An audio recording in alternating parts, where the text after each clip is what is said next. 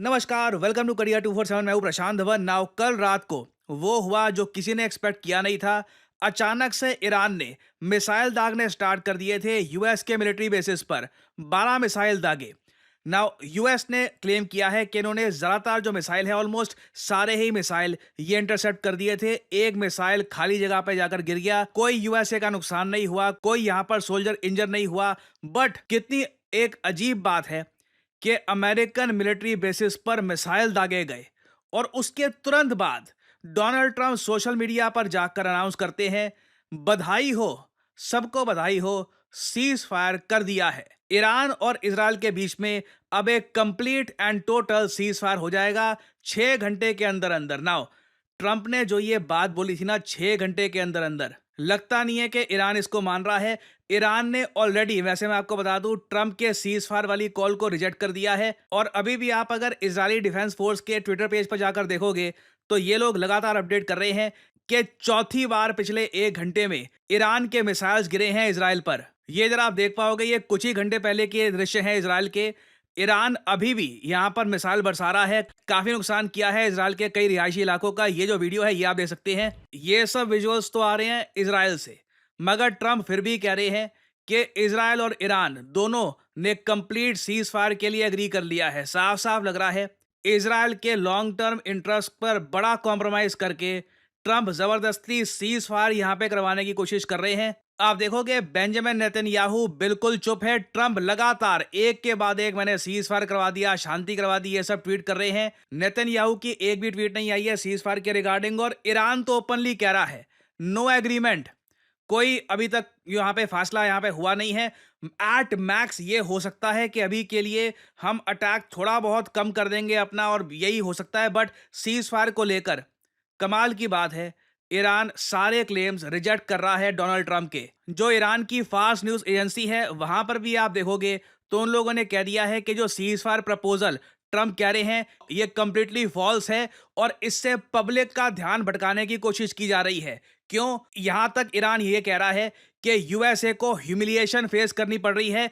जो ईरान के मिसाइल्स गिरे हैं इनके मिलिट्री बेसिस पर, अपना नुकसान छुपाने के लिए अब यूएस काफी हद तक ये सीज फायर की बात कर रहा है, क्योंकि इनको समझ में आ चुका है कि ईरान यूएस के मिलिट्री बेसिस को भी अटैक कर सकता है। नाउ अगेन, ये मैं नहीं कह रहा, ये ईरान बोल रहा है, ठीक है। मैं दोनों जो पक्ष हैं जो आज के समय क्या कह रहे हैं उनकी बात आप तक पहुंचा रहा हूं। मैंने आपको पहले ही बताया था ईरान एक लंबी वॉर के लिए प्रिपेयर्ड है। ये ईरान के मीडिया ने काफी बार कहा है कि Iran is prepared for a long war with Israel, जो 2 से लेकर 6 महीने तक चलेगी। और पूरी दुनिया को यह अजीब लग रहा है कि नेतन्याहू बिल्कुल चुप।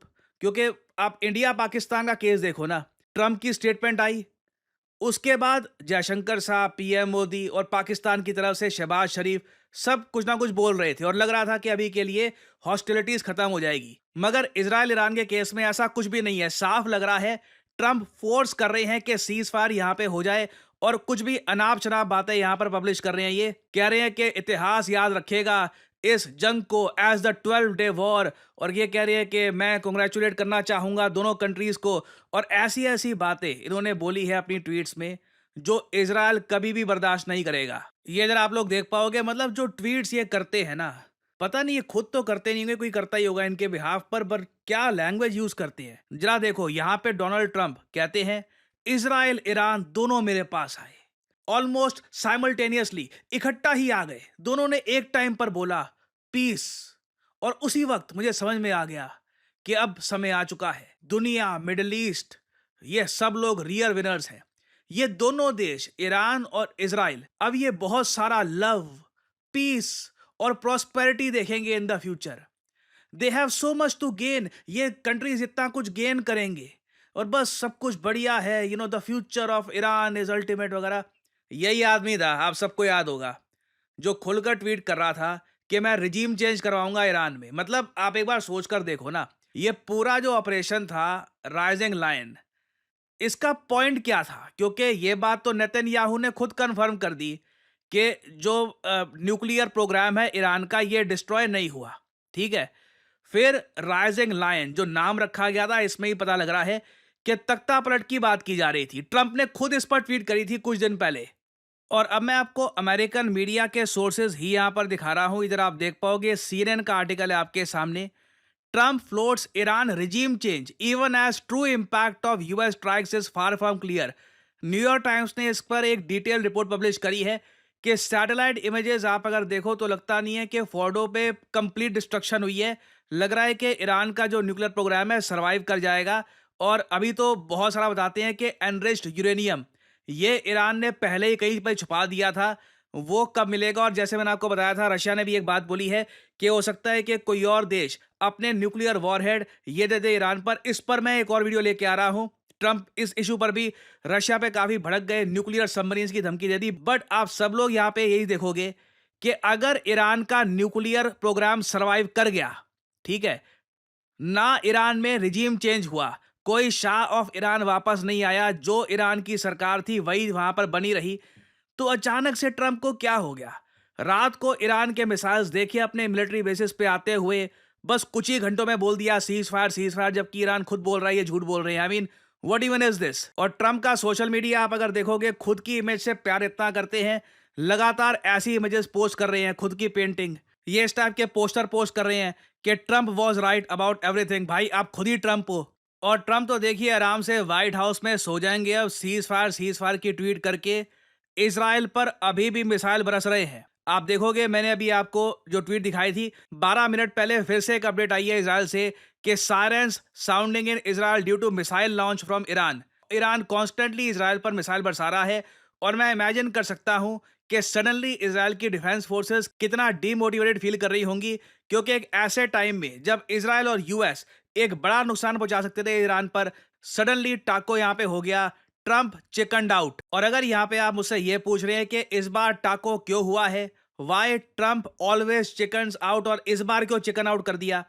देखिए आप अगर ट्रंप की कुछ घंटे पहले की ट्वीट देखो ना, वहां पे साफ साफ पता लग जाता है ट्रंप बहुत ज़्यादा चिंतित थे कि जो तेल के दाम है ये बहुत ज़्यादा अगर बढ़ गए तो इससे आएगी ग्लोबल इन्फ्लेशन, यूएस की ग्रोथ रेट को और झटका लगेगा।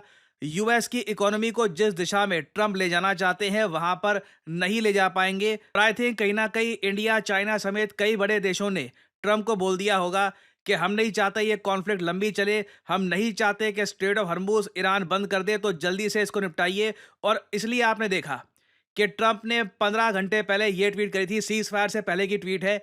ये बार बार कह रहे थे, सब लोग सुनो, तेल की कीमतें नीचे रखो, मैं तुम सबको देख रहा हूं। अगर तुम तेल की कीमतें बढ़ाते हो तो तुम दुश्मन का साथ दे रहे हो। ट्रंप ने यह बात खुद एडमिट करी थी कि ये ईरान का गेम प्लान है, इंटरनेशनली तेल की कीमतें इतनी उठा दो कि यूएस को दिक्कत आनी स्टार्ट हो जाए।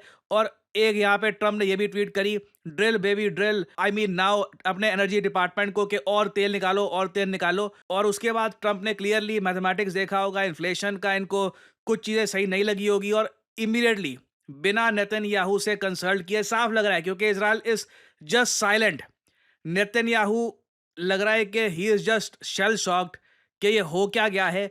अचानक से इस आदमी ने खुद ही ईरान इजराइल दोनों की तरफ से सीज फायर अनाउंस कर दिया है और ईरान लगातार अभी भी मिसाइल बरसा रहा है इजराइल पर। और इसलिए मैं बोलूंगा, एटलीस्ट भारत के केस पे हमने ये तो बोला कि इंदस वाटर ट्रीटी रीइंस्टेट नहीं करेंगे। और दूसरी बात, अभी ऑपरेशन सिंदूर खत्म नहीं हुआ है, अभी बस पॉज हुआ है। आपको याद होगा कि इंडिया ने बार बार ये स्टेटमेंट दी थी कि ये सीज फायर नहीं है, this is just a pause, ये ऑपरेशन हम रीस्टार्ट कभी भी कर सकते हैं। और साफ साफ लग रहा है डोनाल्ड ट्रंप अपनी क्रेडिबिलिटी खोते जा रहे हैं। और अब देखना ये होगा कि इजराइल अल्टीमेटली इस सीज फायर, युद्ध विराम, जो भी आप कह लीजिए, इसके बारे में क्या स्टेटमेंट देता है। नेतन्याहू के अगेंस्ट बहुत सारे इजराइल के लोग बोलेंगे कि हमको मिला क्या, ना रजीम चेंज हुआ, ना यहाँ पे आपने उनका न्यूक्लियर प्रोग्राम कंप्लीटली डिस्ट्रॉय किया, हमको अंत में मिला क्या। तो नेतन्याहू को भी अपने लोगों को समझाना मुश्किल हो जाएगा। तो अभी देखिए इस टॉपिक से रिलेटेड बहुत सी डेवलपमेंट्स आएंगी, दिस इज ट्रूली रिमार्केबल। और ट्रंप, जैसे मैंने आपको बताया था, जस्ट अनस्टेबल, यही मैं वर्ड यहाँ पर यूज कर सकता हूँ, कंप्लीटली अनस्टेबल। एक ही दिन में दो अलग अलग स्टेटमेंट्स, कुछ भी कब क्या बोल दे, वेरी वेरी अनप्रिडिक्टेबल। खैर एनीवे, इंडिया के लिए अच्छी न्यूज़ है। एज एन इंडियन मैं वेलकम करूंगा इस सीज फायर को, या जो भी है ये, I don't know what is this, मगर जो भी है, एटलीस्ट स्ट्रेट ऑफ हॉर्मुज अब बंद नहीं होगा। ऑयल का फ्लो यहाँ पे लगातार चलता रहेगा। तेल की कीमतें ऑलरेडी क्रैश होना स्टार्ट हो गई है, 6-6, 7-7% नीचे गिर चुका है कच्चा तेल। इससे इंडियन स्टॉक मार्केट भागेगी भारत के बजट में और हमको आसानी मिलेगी इंडिया के लिए। Obviously this is great news, but मुझे पता नहीं कि ये जो भी है युद्ध विराम सीज़फायर जो भी है ये कब तक टिकेगा। और फाइनली आप लोगों के लिए बहुत ही इंपॉर्टेंट मैसेज, भारत को आज के समय चाहिए डेटा साइंटिस्ट। इसलिए आपने देखा होगा हमारे देश के आईआईटीज ने भी अब डेटा साइंस से रिलेटेड सर्टिफिकेट प्रोग्राम्स करने स्टार्ट कर दिए हैं। और इसका रीजन बहुत ही सिंपल है, ग्लोबल इकोनॉमी अब काफी हद तक डेटा ड्रिवन हो चुकी है। जब तक एक कंपनी के पास डेटा की प्रॉपर जानकारी है नहीं, वो कंपनी आगे तरक्की कर नहीं सकती। और इसलिए आपने देखा होगा ऑलमोस्ट हर स्टार्टअप आज के समय एक डेटा साइंटिस्ट चाहती है। और आपके पास मौका है इस इंपॉर्टेंट ग्लोबल इकोनॉमी में खुद के लिए एक करियर बनाने का by becoming a data scientist yourself. As a data scientist पूरी दुनिया के दरवाजे आपके लिए खुले हैं। आप ICICI bank, American Express, Accenture, किसी भी कंपनी में काम कर सकते हैं, क्योंकि फ्रैंकली डेटा साइंटिस्ट की आवश्यकता हर जगह आपको मिलेगी। और करियर 247 आपके लिए लेके आया है हमारा flagship data science and machine learning with generative AI course. हमने स्पेसिफिकली यहां पर जनरेटिव एआई को डाला है क्योंकि आज के समय बिना जनरेटिव एआई के डेटा साइंस और मशीन लर्निंग में आपको महारत नहीं मिल सकती। और इसलिए हमारा ऑनलाइन कोर्स चलेगा 6 महीने तक। यहाँ पर 260 आवर्स है लाइव क्लासेस की। यूजुअली देखिए क्या होता है, ज़्यादातर जो भी कोर्सेस ऑनलाइन है आज के समय, क्योंकि डेटा साइंस का कोर्स गूगल दे रहा है, हार्वर्ड दे रहा है, ज़्यादातर आपको मिलेगी प्री रिकॉर्डेड क्लासेस और उनकी भी क्वालिटी इतनी अच्छी नहीं होती। वेयरएज़ जब आपको लाइव क्लास मिलती है, आप खुद ओपनली टीचर से बात कर सकते हैं एक वेबकैम या फिर एक माइक्रोफोन के जरिए। आप उसी वक्त सवाल पूछ पाओगे कि सिलेबस में ये टॉपिक कब पढ़ाया जाएगा, आपको कौन कौन से टूल सीखने की आवश्यकता है, pandas, amazon web service, Jupiter, इन सबको प्रॉपरली आप समझ पाओगे। और फिर ऑफ कोर्स इस कोर्स के अंडर आप हमारे साथ प्रोजेक्ट्स भी करेंगे, जिससे आपको प्रॉपरली समझ में आएगा कि एक्चुअली स्किल्स का इस्तेमाल करना कैसे है। तो यहाँ पे आपको करना क्या है, सिंपली जो वीडियो आप देख रहे हैं इसकी कमेंट सेक्शन में जाओ। कमेंट सेक्शन में ये लिंक आपको मिल जाएगा एनरोल नाउ का, यहाँ पर करिए क्लिक, आपके सामने ये पेज खुल जाएगा। यहाँ पर सिर्फ अपना नाम, ईमेल आईडी, नंबर, ये सब डालिए। जो डिस्काउंट कोड है ऑब्वियसली ये डालिएगा PD10, क्योंकि अगर आप PD10 डालते हैं तो आपको एक सिग्निफिकेंट डिस्काउंट मिलेगा, जिससे आप अपना हार्ड अर्न मनी बचा पाएंगे। दैट्स इट, आपको यहाँ पर कर देना है अप्लाई। उसके बाद करियर 247 के कंसल्टेंट आपको कॉल करेंगे।